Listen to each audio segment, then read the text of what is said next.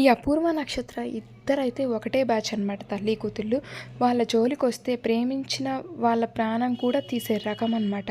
ఇంకా అసలు ఏం జరుగుద్దంటే, అపూర్వ అయితే గెస్ట్ హౌస్లో జరిగిన విషయం మొత్తం గోరింటాకు పిన్నికి చెప్తూ ఉంటుందన్నమాట. ఇది పిన్ని జరిగిందని అపూర్వ అంటూ ఉంటే, అసలు అయినా కానీ అమ్మాయి నీ జోలికొస్తే నువ్వైతే ఊరుకోవు, అలాగని అల్లుడు ప్రాణం తీసేస్తావా ఏంటి అనేసి గోరింటాకు అడుగుతూ ఉంటే, మరి ఏం చేయమంటావు పిన్ని, అసలు బావ కోమాలో నుంచి బయటకు వస్తే శోభాచంద్ర ప్రాణం తీసినా నన్నైతే వదులుతాడా? నా ప్రాణం తీసేయడు. ఇప్పుడు బావకు నిజమంతా తెలిసింది, ఖచ్చితంగా నన్ను చంపేస్తాడు. అందుకని నేను బావ ప్రాణం తీసేస్తాను, నువ్వు ఈ విషయం ఎవ్వరికీ చెప్పొద్దు అనేసి అపూర్వ అంటూ ఉంటే, గోరింటాకు పిన్ని సరే అమ్మాయి నేను ఎవరికి చెప్పనులే అని అంటూ ఉంటుందన్నమాట. ఇంకో పక్క నక్షత్ర అయితే భూమిలాగా గెటప్ వేసుకొని గగన్ ఇంటికి వస్తుందన్నమాట. ఇంకా గగన్ రూమ్లో రెడీ అవుతూ ఉంటే వెనక నుంచి వెళ్ళి గగన్ని హక్ చేసుకుంటుంది.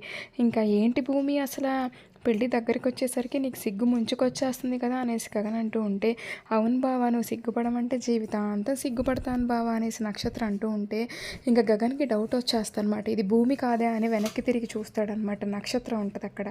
ఏంటి నక్షత్ర నువ్వు వెళ్ళిపో అనేసి గగన్ అంటూ ఉంటాడనమాట.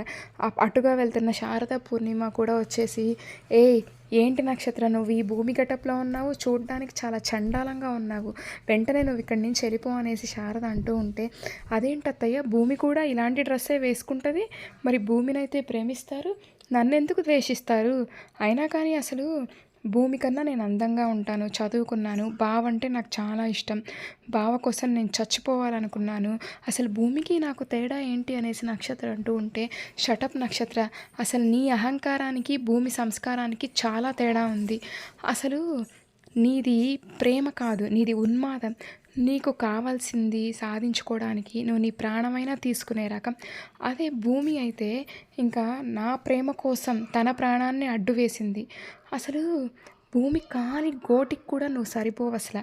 భూమి తన సంస్కారంతో అసలు శరత్చంద్ర కూతురు అనే విషయం కూడా మర్చిపోయేలా చేసింది అనేసి గగన్ అంటూ ఉంటే, బావా అయితే ఇప్పుడు నన్ను నువ్వు పెళ్లి చేసుకోవా, అసలు నువ్వు భూమిని కానీ పెళ్లి చేసుకున్నావంటే మీ ఇద్దరిని తగలబెట్టేస్తాను అనేసి నక్షత్ర అంటూ ఉంటే, నేను నిన్ను అస్సలు పెళ్లి చేసుకోను అనేసి గగన్ అంటూ ఉంటే, ఖచ్చితంగా మీ ఇద్దరిని అయితే తగలబెట్టేస్తాను మీరిద్దరు పెళ్లి చేసుకుంటే అనేసి నక్షత్ర అంటూ ఉంటే, అసలు ఇక్కడి నుంచి వెళ్ళిపో నక్షత్ర, ఇంకొక 10 నిమిషాలు నువ్వు ఇక్కడే ఉంటే ఏం చేస్తానో నాకే తెలియదు అనేసి గగన్ వార్నింగ్ ఇచ్చి నక్షత్రాన్ని అయితే పంపించేస్తాడనమాట. ఇంకో పక్క ఇంట్లో అయితే అందరూ కలిసి మీరానైతే గగన్ భూమి పెళ్ళికి ఒప్పిస్తూ ఉంటే మీరా అస్సలు ఒప్పుకోదనమాట.